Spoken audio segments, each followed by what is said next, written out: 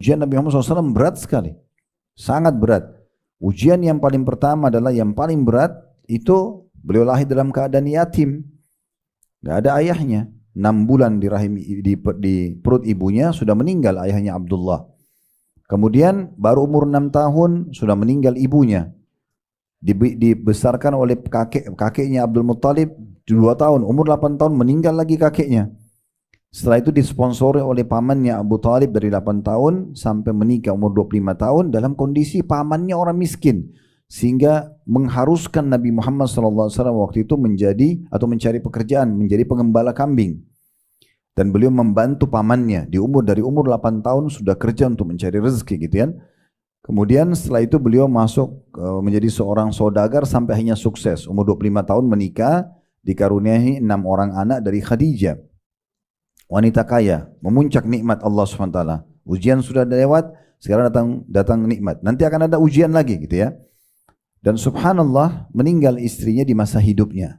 Dan Khadijah termasuk ya orang yang paling banyak mendukung dakwah. Dan dia disepakati oleh ulama adalah wanita pertama yang masuk Islam, yang membenarkan risalah Nabi Muhammad SAW. Dan 6 orang anak yang lahir dari rahimnya, 2 laki-laki dan 4 perempuan. Laki-lakinya adalah Al-Qasim yang pertama dan yang kedua Abdullah, meninggal masih bayi. Ini ujian lain. Ya, jadi 6 orang anak Nabi SAW dari Khadijah ini, itu 5-nya meninggal di masa hidup beliau, cuma 1 yang hidup dan meninggal 1 tahun setelah Nabi SAW meninggal. Dia dikaruniahi, sebenarnya Nabi SAW itu punya 7 orang anak ya, tapi kita sedang bicara anak beliau dari Khadijah.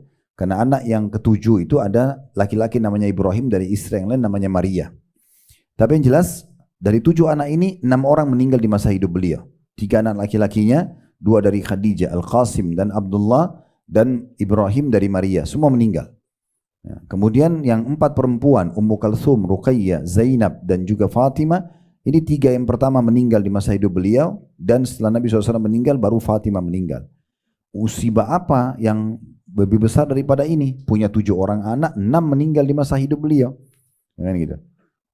Kemudian setelah itu Nabi SAW diutus menjadi Nabi di umur 40 tahun. Waktu diutus 40 tahun, sebelumnya Nabi SAW itu sangat dicintai oleh masyarakat Mekah. Karena beliau terkenal dengan sifatnya as-sadiqul amin, orang yang jujur dan terpercaya. Namun tiba-tiba dibenci oleh mayoritas penduduk Mekah. Termasuk pamannya sendiri Abu Lahab. Ya, yang membencinya dan menyuruh agar anak laki-lakinya menceraikan anak perempuan Nabi SAW. Kemudian memerangi Nabi SAW. Ya, terus beliau diusir, dikucilkan, dicaci maki selama 13 tahun di Mekah. Dari umur 40 sampai 53 tahun. Gitu kan? Ujian luar biasa. Nabi SAW pernah lagi tawaf dicaci maki, dikatakan penyihir, penyamun, pendusta. Dan itu dari keluarga-keluarganya sendiri.